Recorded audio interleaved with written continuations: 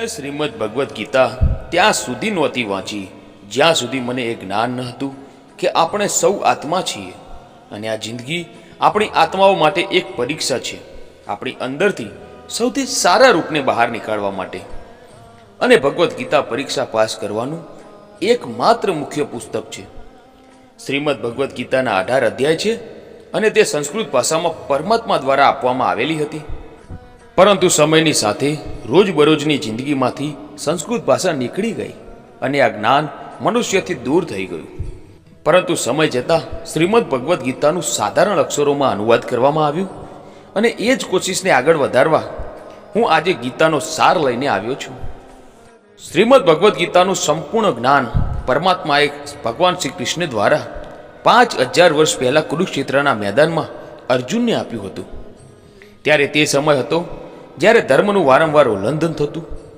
પરમાત્માનો ડર મનુષ્યમાંથી નીકળી ગયો હતો. ભાઈઓ ભાઈને મારતા હતા અને એટલું જ નહીં, એક પરિસભામાં એક પરિણીત મહિલાને અપમાનિત કરવામાં આવી. એની પહેલા મનુષ્ય જાતિ પૂર્ણ રૂપથી નીકળી કળિયુગમાં પ્રવેશ કરે તેની પહેલા રણની રણભૂમિમાં યુદ્ધના થોડા સમય પહેલા ગીતા ભગવાન કૃષ્ણએ મનુષ્યના કલ્યાણ માટે આપી. જેવી રીતે કુરાન પ્રોફિટ મોહમ્મદને અને બાઇબલ ગોસ્ટ જીસસને આપી. આ કુરાન, બાઇબલ, ગુરુ ગ્રંથ સાહેબ, ભગવદ્ ગીતા આ બધા જ પુસ્તકો પરમાત્મા દ્વારા આપવામાં આવેલા પુસ્તકો છે, જે કોઈ એક મનુષ્ય માટે નહીં પરંતુ પૂરી મનુષ્ય જાતિ માટે છે, બધી જ આત્માઓ માટે છે. આ બધા જ પુસ્તકો પરમાત્માની બનાવેલી સૃષ્ટિ માટે, તેમના કાયદાઓ માટે સમજાવે છે, જેની મનુષ્યના રૂપમાં હર હાલમાં પાલન કરવું પડશે, તેની રક્ષા કરવી પડશે. અને આ જ કાયદા પ્રમાણે એક આત્માને શરીર છોડ્યા પછી પારખવામાં આવશે અને આ પરીક્ષા પાસ કર્યા પછી હંમેશા માટે આત્માને જન્મ અને મૃત્યુથી મુક્તિ મળશે. પરમાત્મા ભગવદ્ ગીતામાં કહે છે કે હું જ બધાની શરૂઆત છું, હું બધાની પહેલા પણ હતો અને બધું જ ખતમ થઈ ગયા પછી પણ રહીશ. બધા જ મારામાં છે અને હું બધામાં છું. જે તમે જોઈ શકો છો, સૂંઘી શકો છો, ચાખી શકો છો કે સાંભળી શકો છો, તે બધું જ હું છું. આ નદી, પર્વત, પહાડ, સૂરજ, ચંદ્ર, તારાઓ બધું જ મેં બનાવ્યું છે. મેં જ ભગવાન, શૈતાન, રાક્ષસ અને મનુષ્ય બનાવ્યા છે. હું સર્વવ્યાપી છું, હું બધામાં રહું છું, બધામાં હું છું, હું છું, હું જ છું. હું જ બ્રહ્મા બનીને બધું બનાવું છું અને રુદ્ર બનીને બધું જ નષ્ટ કરી દઉં છું. હું આ પૃથ્વી આવી જ રીતે બનાવતો અને તોડતો રહીશ, કેમ કે આત્માઓને મોકો મળી શકે જન્મ અને મૃત્યુથી એક દિવસ મોક્ષ પામવાનો, હંમેશા માટે પરમાત્મા સાથે રહેવાનું.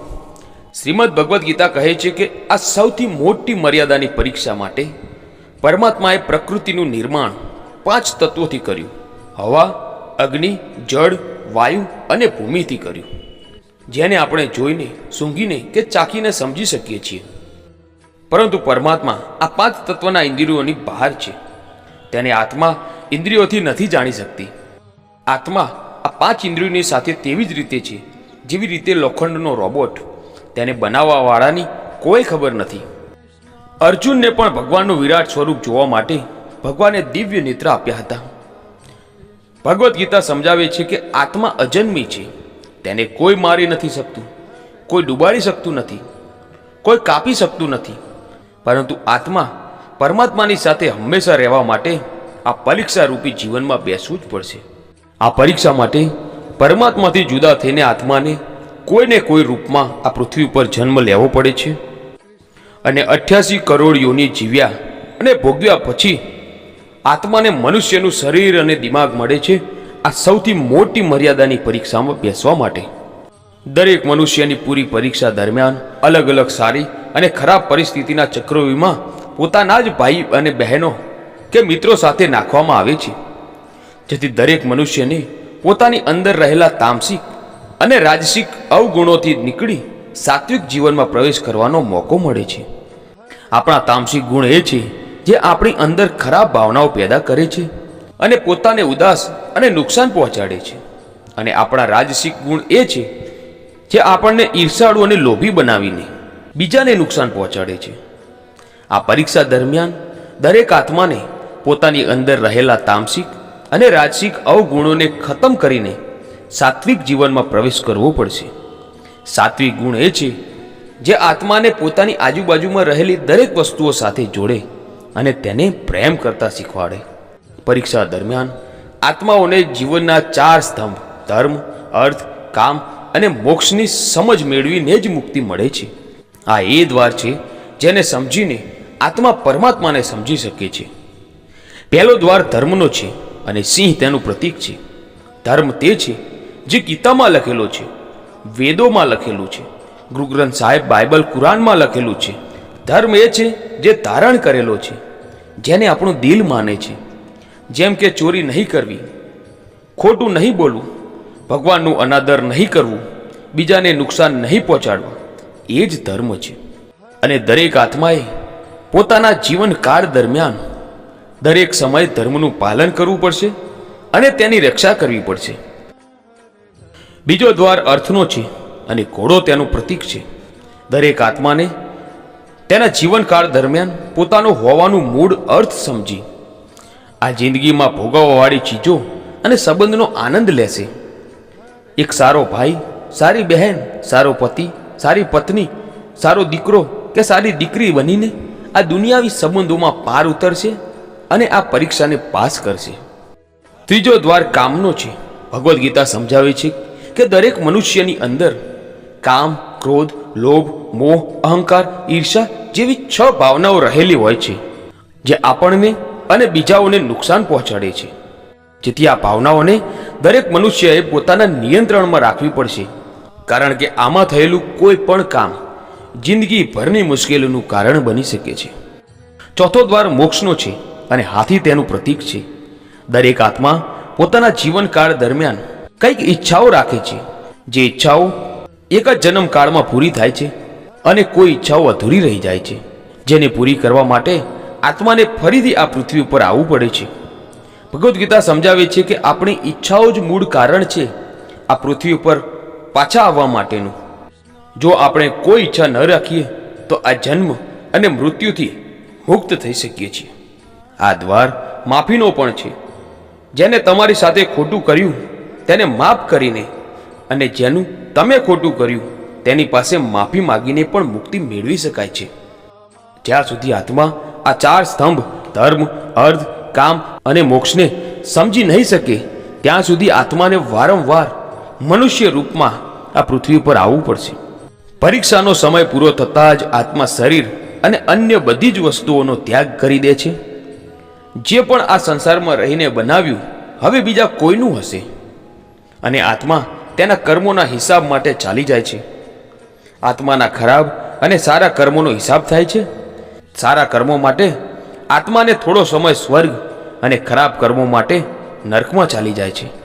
નર્કમાં આત્માને તેના પાપોની અનુકૂળ સજાઓ મળે છે અને સજા પતી ગયા પછી આત્માને ફરીથી નવું શરીર અને નવું દિમાગ મળે છે આ મર્યાદાની પરીક્ષામાં ફરીથી બેસવા માટે.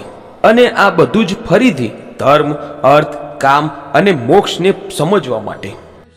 દરેક આત્માને તેના જન્મના કર્મોથી કોઈક વખત સારી કે કોઈક ખરાબ અવતાર લેવો પડે છે, પરંતુ જ્યાં સુધી આત્મા પરમાત્માના યોગને નહીં સમજી શકી ત્યાં સુધી મુક્તિ નહીં મેળવી શકે. ભગવદ્ ગીતા સમજાવે છે કે મનુષ્ય પોતાના શરીર, દિમાગ અને દિલથી ભગવાનને મેળવી શકે છે. શરીર દ્વારા ભગવાનને મેળવવા તેને કર્મયોગ કહે છે, જે કર્મ પરમાત્માની ઈચ્છાથી થતા હોય છે અને બીજાના કલ્યાણ માટે હોય છે. વાલ્મીકીએ રામાયણ લખીને, શ્રવણે પોતાના માતા પિતાની સેવા અને 4 ધામની યાત્રા કરાવીને, મધર ટેરેસાએ પોતાના પ્રેમ ભર્યા માધ્યમથી અને મેડમ ક્યુરીએ વૈજ્ઞાનિક ખોજમાં પોતાના જીવનનું બલિદાન આપીને પરમાત્માને મેળવ્યા. ભગવદ્ ગીતા સમજાવે છે કે એક આત્મા દિમાગથી પણ પરમાત્મા સાથે યોગ લગાવી શકે છે, જેને રાજા યોગ કહેવાય છે. કેમ કે દિમાગ કે મગજ એ બધી જ ઇન્દ્રિયોનો રાજા છે. એક મનુષ્ય પોતાની આસ્થા, શ્વાસ પ્રણાલી, આસન, અભ્યાસ, સાધના કે તપસ્યાના માધ્યમથી આત્મા પરમાત્માને મેળવી શકે છે. આ યોગને સમજવા માટે આપણી અંદરની એનર્જી એટલે કે ચક્ર અને કુંડાલનીને સમજવું પડશે. આત્મા દિમાગથી ધ્યાન લગાવીને પરમાત્મા સાથે યોગ લગાવી શકે છે. શંકરાચાર્ય, સ્વામી વિવેકાનંદ અને તેમના જેવા કેટલાય યોગીઓ આ રસ્તે પરમાત્મા સાથે યોગ લગાવી શક્યા. પરમાત્મા ભગવદ્ ગીતામાં કહે છે કે કોઈ આત્માને કર્મ ન સમજાય, ધર્મ ના સમજાય, યોગ ના સમજાય, પરંતુ તે મારી શરણમાં આવી જાય તો હું તેના બધા જ પાપ માફ કરી દઉં છું. પરમાત્માને આવી દિલની ઊંડાણથી બોલાવીને મેળવવાને ભક્તિ યોગ કહેવાય છે. ચૈતન્ય મહાપ્રભુ, મીરાબાઈ અને ભગવાન હનુમાન આ યોગનું સૌથી મોટું ઉદાહરણ છે.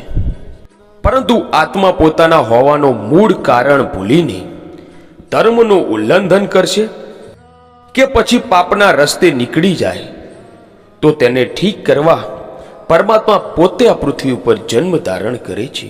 તો આવો આ શ્રીમદ ભગવદ્ ગીતાને સમજીને જિંદગીનો અસલી મતલબ સમજીએ. મિત્રો, આ વિડીયો વધારેમાં વધારે લોકો સાથે શેર કરો જેથી તેમને પણ સમજાય શ્રીમદ ભગવદ્ ગીતાનો સંપૂર્ણ સાર. આવા વિડીયો જોવા માટે આજે જ અમારી આ ચેનલ A1 ગુજરાતીને સબસ્ક્રાઇબ કરો. ધન્યવાદ.